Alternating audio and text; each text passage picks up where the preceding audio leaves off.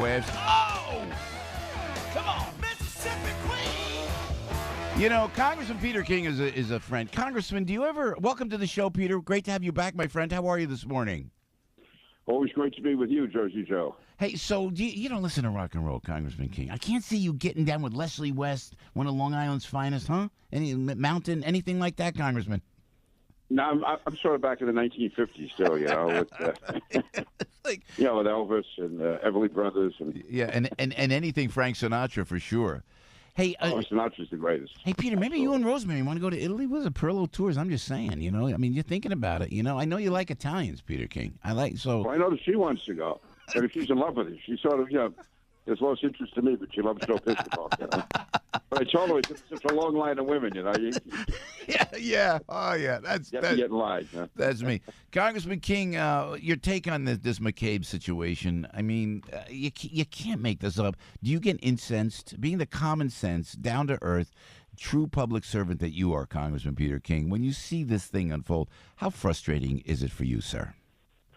It's extremely frustrating on several grounds. One, Andy McCabe, the Inspector General, who was appointed by Barack Obama, when he investigated various things of the FBI, he recommended that McCabe be considered a criminal prosecution because he thought he lied under oath on three specific occasions. So already you have the Inspector General from the FBI saying he's a liar. But let's look at what he said here. If we are going to believe him, what a disgrace this was that you would have the duly elected president of the United States, and then you'd have 4 or 5 people from the FBI and the Justice Department coming up with a plot to remove him from office. I mean, to me, that's borderline treason. I mean, think of that. They were going to come up with this plan to have the cabinet remove him from office. Rosenstein was going to wear a wire into the office to wire the president of the United States. It was confidential conversations. If that did happen, it's an absolute disgrace, and everyone in that room, to me, should be barred from ever working in government again. If it's not true, and Rosenstein, who was the number 2 man in the Justice Department, says it's not true. He said that McCabe is lying. So either way, this is a disaster for McCabe. Either he's a liar, in which case he should obviously not be believed. But secondly, if he is to be believed, then all of those guys in the room, including him, to me, are guilty of really the worst type crime in a democracy, and that's trying to overthrow the president of the United States. Absolute disgrace. And I would say the same thing if the president of Barack Obama or Hillary Clinton or Bernie Sanders or anyone. Sir. Yes, sir. It cannot be. It's absolute disgrace. And then, so Lindsey Graham's calling for hearings and calling McCabe to the carpet. You go along with that?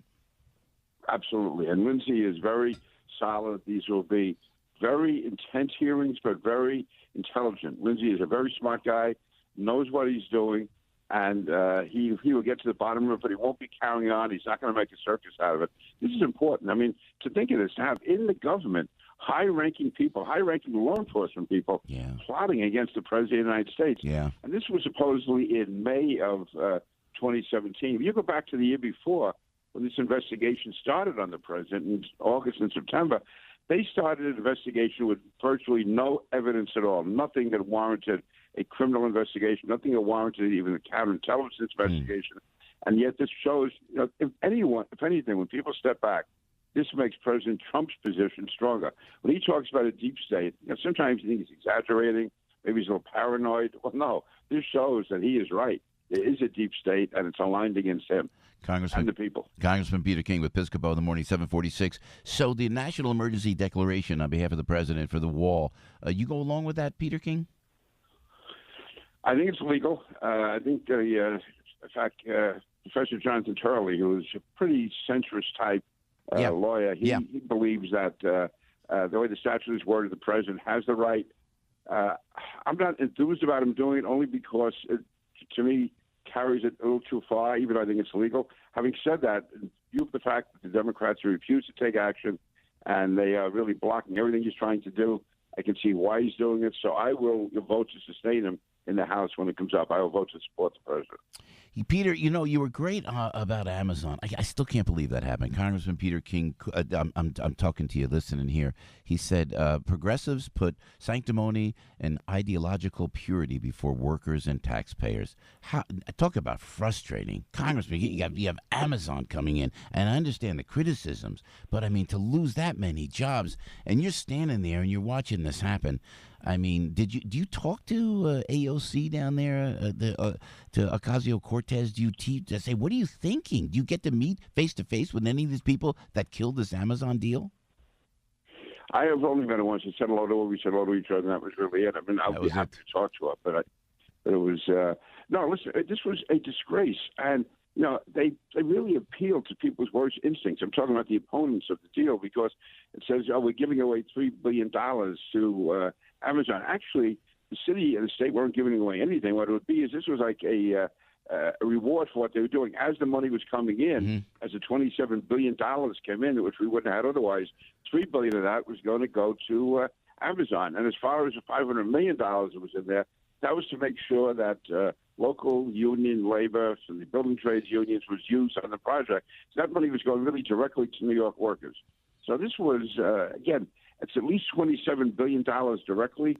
I've seen economic estimates that can go to 100 overall when you think of all of the related businesses, all the people who will be moving in, all the real estate transactions. These are $150,000 jobs, and they would have to be buying homes, buying apartments. And just think of the guy in the pizza parlor, the bodegas, the cab drivers, the Uber drivers, all of the business will be coming to Long Island City, to New York, and not just like that immediate area, but the whole New York metropolitan area, Nassau, Suffolk, Westchester, Rockland, northern New Jersey, all of the areas would benefit from this. Absolute disgrace. And you can't resurrect this deal, correct? I don't see how. I mean, Amazon, I don't think wants to go through this again. Yeah. And I see Bill de Blasio is trying to blame Amazon. Well, they've been invited of so many places in the country who want them. Why should they put up with this for the next 2 or 3 years and then get turned down in the end? And also, I think Governor Cuomo has an obligation here. I mean, he's the one who went out of his way to elect a Democratic Senate. And yet it was the leader of the Democratic Senate who appointed a Democratic senator who has veto power over the project, and he said he's 100% against it. So it was really the Democratic Senate that killed it even more than Cortez or anybody else. So, again, the governor controls that. If he wants to take credit for the Senate, then he's got to get these people under control. Congressman Peter King, before we let you go, thanks for all you do for the 9/11 victims. It was announced that the compensation fund for the 9/11 victims is running out of money. Soon will reduce payouts. What are you doing? Tell us what you're doing. And I retweeted something that you put out. And Carol Alta's with us. Her father was a firefighter, and she's well aware of living down here, in lower Manhattan, about the effects of 9/11. Tell us what you're doing to fix this situation, sir.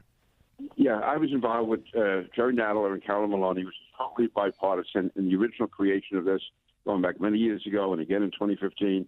Anyway, next week we're going to be introducing legislation to extend this program far into the future. And so when we run out of money, we're going to put the language in there, such money as may be required. There'll be a news conference in Washington next Monday. It'll be Carolyn Maloney, Jerry Nadler, and I, and Jon Stewart. Wow. It was very, very effective on this. We will be there, and we will fight this. Also in the Senate, Senator Gillibrand, obviously from New York, and Cory Gardner, a Republican from Colorado. They will be introducing the bill in the Senate. And this is something that I feel, well, first of all, I know it has to get done. We will get it done, and we'll fight as hard as we can.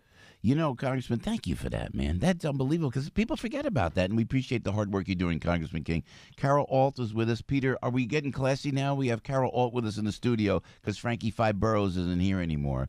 So, we're dressing up a little bit, sir. No? Yeah, you certainly are. I mean, first of all, just getting rid of Frankie alone is a step up, and add Carol Alt in there besides that. I was not seeing a little too much class hanging out with guys like you, Joe. I don't know what's going on. I'm telling you, man. And think about Italy, Congressman. I'm just saying, I'm just saying. I got it. You're welcome. Congressman, keep the fight, Congressman King. We love you, and we appreciate you being on the show, sir. Thank you so much. Janet, Joe. Yes, sir. Thank you. Congressman Peter King. There is a true public servant. 7:51 with Joe.